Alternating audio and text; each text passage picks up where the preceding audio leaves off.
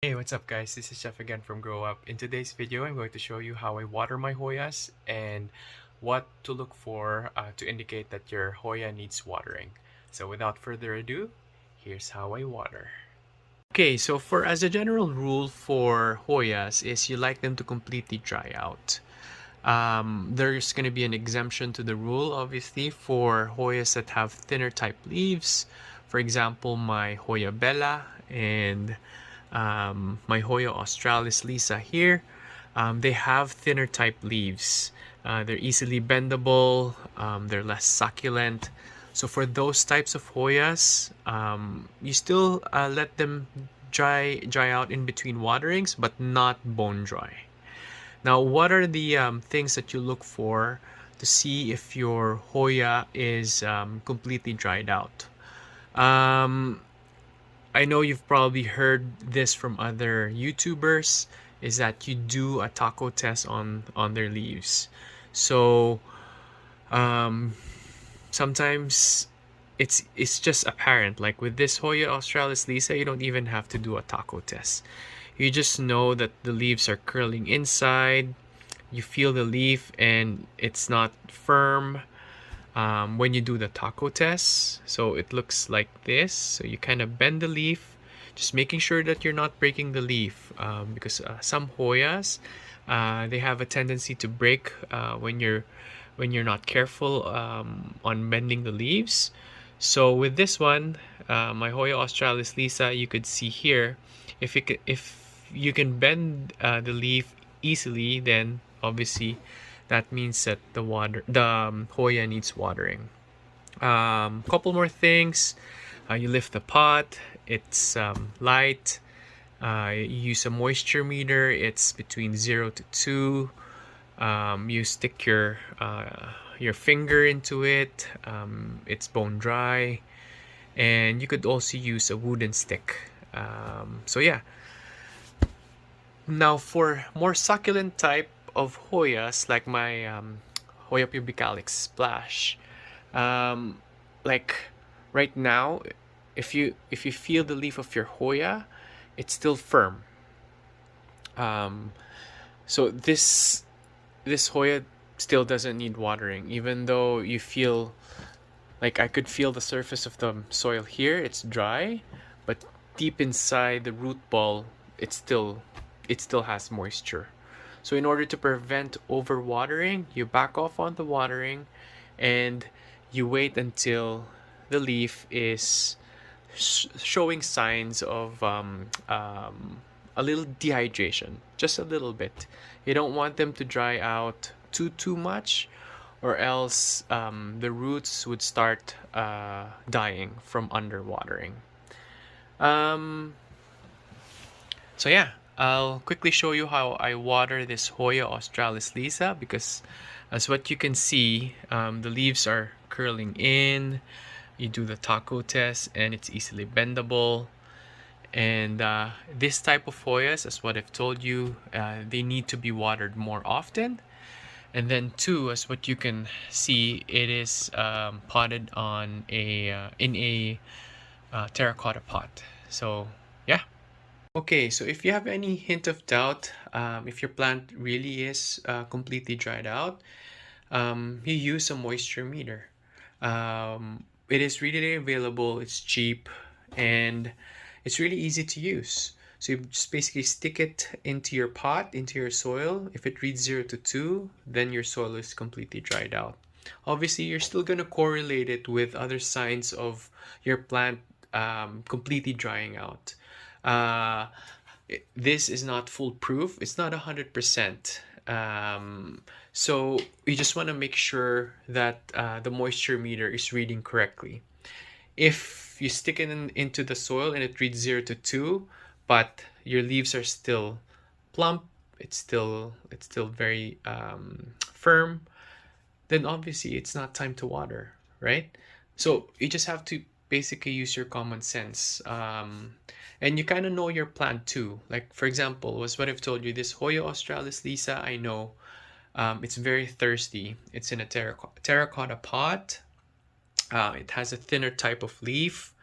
So I know it needs more frequent watering compared to my more succulent type of Hoyas.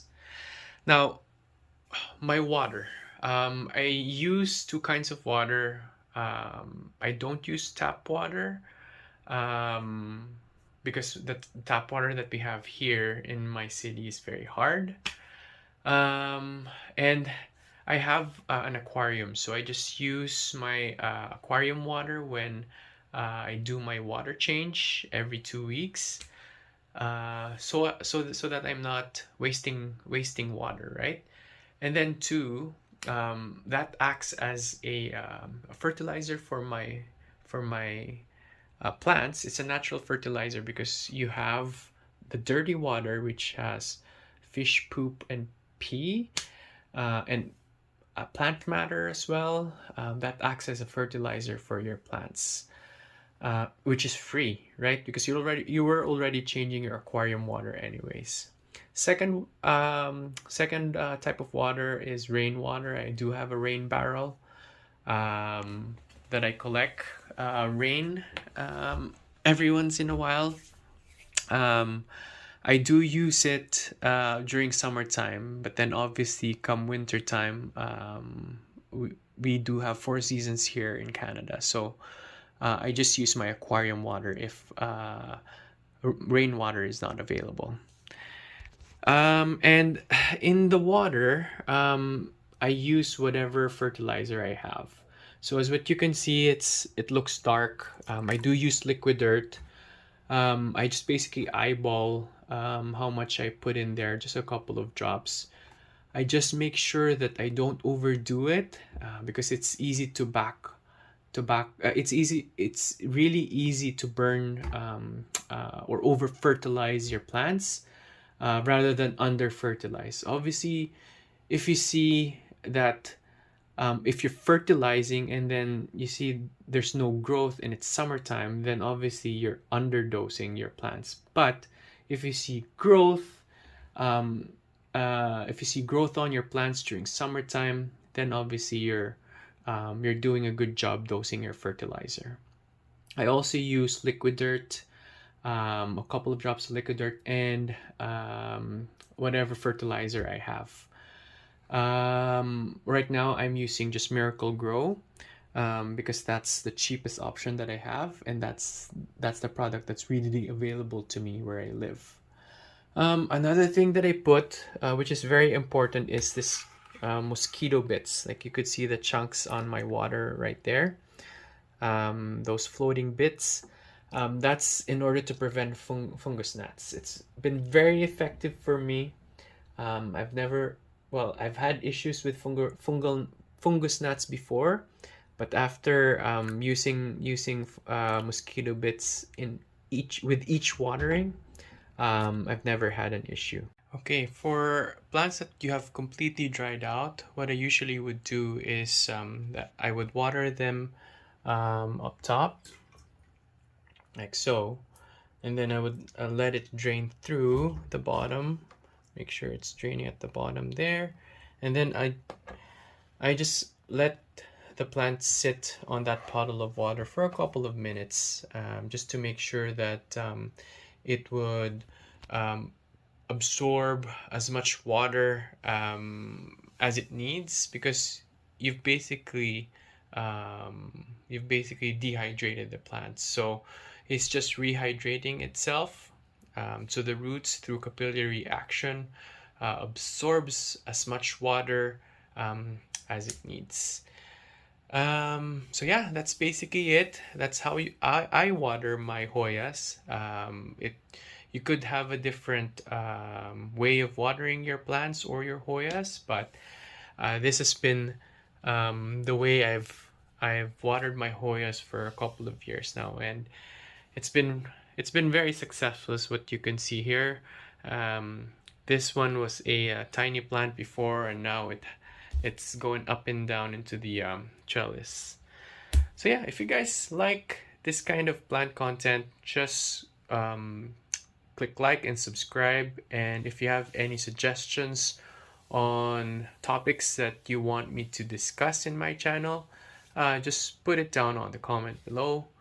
Once again, this is Jeff from Grow Up. Guys, have a good day. Bye.